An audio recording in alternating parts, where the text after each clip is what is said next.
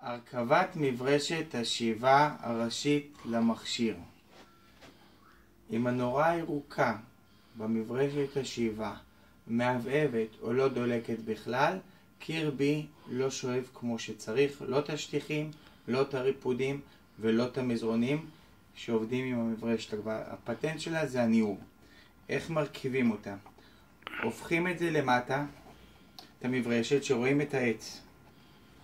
מוודאים שמתחת לפחית הרחבה הזאת יש את הגומיה, היא שוכבת. היא שוכבת מתחת לפחית הרחבה, והחץ ירוק מול ירוק במנואלה. במצב שהוא הפוך, פותחים את המנואלה ומתחילים לסובב נגד כיוון השעון עד שמגיעים לאדום מול אדום. במצב שזה אדום מול אדום, מסתכלים בחור ורואים שהגומי מתוח כמו שצריך. במצב הזה, שזה אדום מול אדום, הגומי מתוח כמו שצריך, מקרבים את המברשת למכשיר, כאשר מתים אותו בצורה הזאת ככה.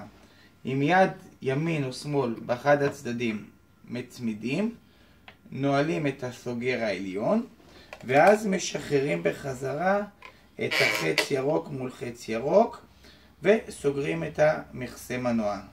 אם הכל נעשה כמו שצריך, הנורה הירוקה צריכה לדלוק.